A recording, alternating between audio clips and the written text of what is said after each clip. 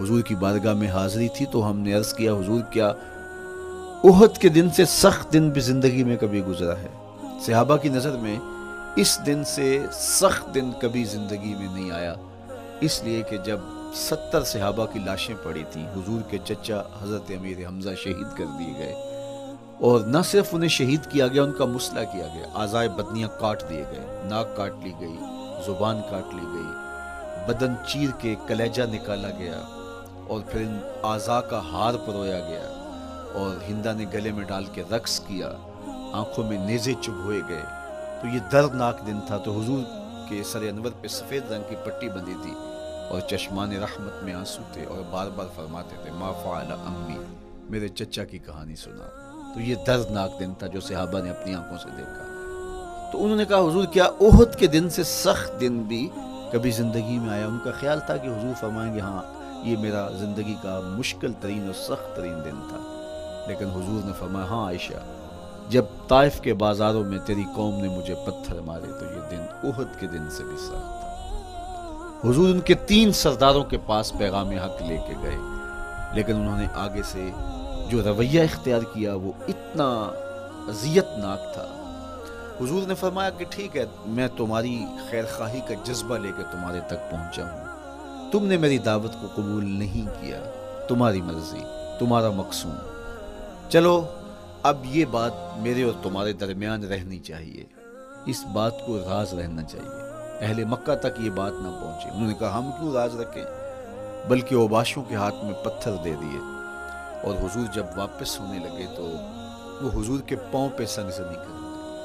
حضور اپنا ایک پاؤں اٹھاتے تو دوسرے پاؤں پہ مارتے، شدت درد اور احساس کرب سے حضور بیٹھ جاتے تو ان کے غنڈے دائیں بائیں سے بڑھتے اور کندھوں سے پکڑ کے حضور کو اٹھاتے اور مشق سنگسنی کرتے، نالین خون سے بھر گئے، لخت لخت زخمی ہوا۔ اللہ اکبر، کیا دردناک لمحے تھے، کیا تکلیف بھری گھڑیاں تھی۔ تو کہا کہ جب طائف کے بازاروں میں تیری قوم نے مجھے پتھر مارے تو یہ دن احد کے دن سے بھی سخت تھا۔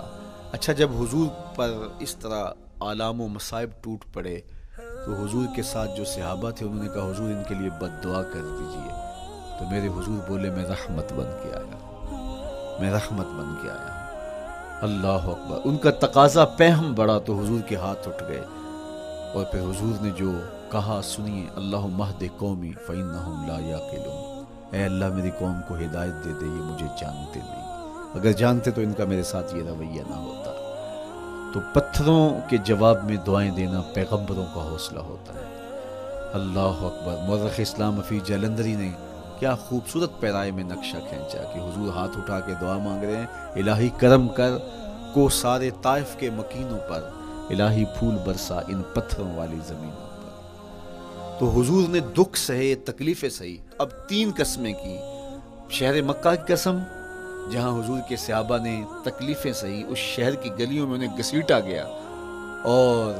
ان کو کچی کھالوں میں لپیٹ کے دھونیاں دی گئی، انہیں اذیت ناک مراحل سے گزارا گیا۔ حضرت ابراہیم مشکل سے مشکل زندگی کاٹی اور رب کی رضا جوئی کے لیے کوشاں رہے، اور میرے حضور نے سخت ترین اذیتوں، مقاومتوں، مخالفتوں اور تکلیفوں کا سامنا کیا۔ تو ان 3 چیزوں کا حوالہ دے کر، ان 3 چیزوں کی قسم کر کے اب انسان کو بتایا جا رہا ہے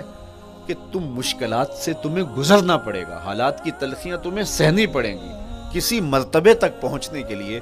تمہیں پھر تکلیفوں کی راہ اختیار کرنی پڑے گی۔ تم کون ہوتے ہو؟ میرا محبوب ہو تو تکلیفیں وہ بھی اٹھائے،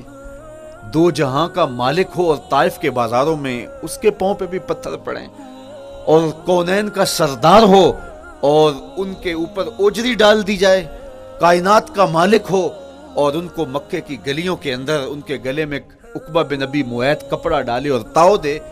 تو کیا ان مشکلات سے تم بچ سکتے ہو؟ جب تم کسی منزل تک پہنچنا چاہتے ہو تو پھر یہ حوالے ماضی کے دیکھ لو، 3 قسمیں کر کے اس حقیقت کو بیان کیا۔ ابراہیم علیہ السلام کے وجود کو دیکھ لو، حضرت مصطفیٰ کریم علیہ السلام کی ذات ستودہ صفات کو دیکھ لو، اور مکے کی گلیوں میں صحابہ کے ساتھ جو ظلم اور جبر ہوئے اور انہوں نے جو مصیبتیں اور مشقتیں کاٹی وہ ساری دیکھ لو۔ تو 3 قسمیں کھا کر کے کہا کہ بے شک انسان مشقتوں میں رہتا پیدا کیا گیا ہے۔ اس لیے قافلہ انسانی کے وہ افراد جو کسی منزل کے متلاشی ہوتے ہیں، جو جستجو کی زندگی بسر کر رہے ہوتے ہیں، ان کو پھر مشکلات سے گزرنا پڑتا ہے اور حالات کی تلخیاں ان کو گوارا کرنا پڑتا ہے، کشاکش حیات سے ان کو ٹکرانا پڑتا ہے،